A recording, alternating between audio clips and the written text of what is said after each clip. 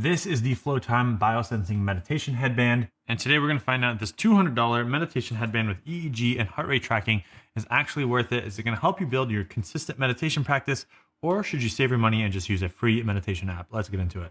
So Flowtime did send this to me, but they're not paying me to make this video. This tracks your brainwaves, your heart rate, biosensing technology. It's very similar to the Muse 2, which is also a hard frame. It comes with different small, medium, large. Right here, there's a Flowtime app as well, so you can connect this device to it.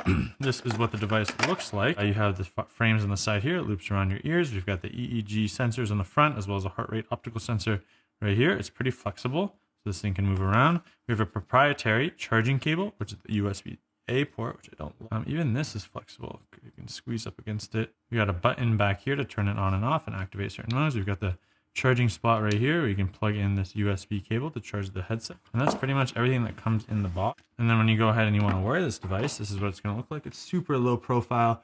It fits on. I feel like I'm someone from the future. You want to make sure hair is not blocking the front headband pieces.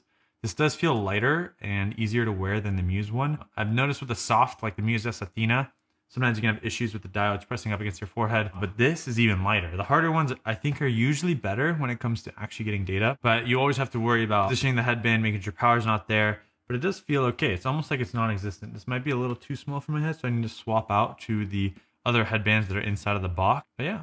So who's this for? It's for meditation beginners, data-driven wellness enthusiasts, and stress management seekers. If you're struggling to build a consistent meditation habit, sometimes data can be helpful. I know it's a bit counterintuitive, but when you have a gamified app, and you're measuring stuff, I found that I actually use and I meditate.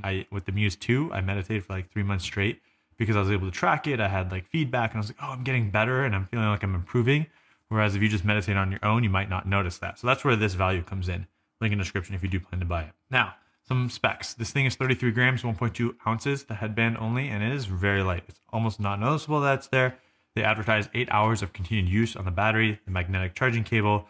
The battery drain when idle has been reported by some people, so it could lose charge while it's just sitting there. Just something to keep in mind.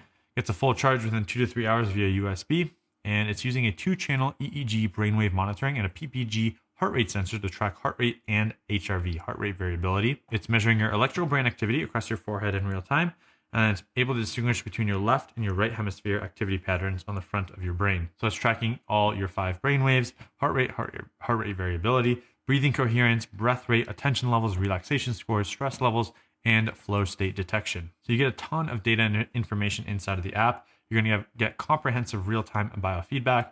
There are 10 different metrics that you can use as training goals, and the app will provide you with audio cues as you're doing the trainings. There's a lot of like this, there's Mindlift, there's Muse. A lot of companies are trying to do more neurofeedback apps, and I think this could be the future. You know, once you've optimized your sleep, your nutrition, and exercise, this is the next level. If you haven't done those yet, focus on those first. They do have a 30-day return policy. There's a silver frame, and this is just a great way to understand if meditation is actually working for you or not. They have a whole bunch of breathwork training, 110 plus guided meditation lessons, progress tracking, gamification, a timer mode with third-party app integration. It works with Apple Music, Spotify, Calm, Headspace, Insight Timer. Some things to keep in mind, some downsides is that it's plastic, so you want to be careful not to break it. It didn't come with a case, so depending on where you put it. It's a proprietary charging cable, so if you travel a lot, you have to carry another charging cable with you. And the sensor positioning is sensitive. With all these headset trackers, you need to make sure you put it in the right spot. And then there's just limited scientific validation on the metrics on a lot of these wearables and EEG devices.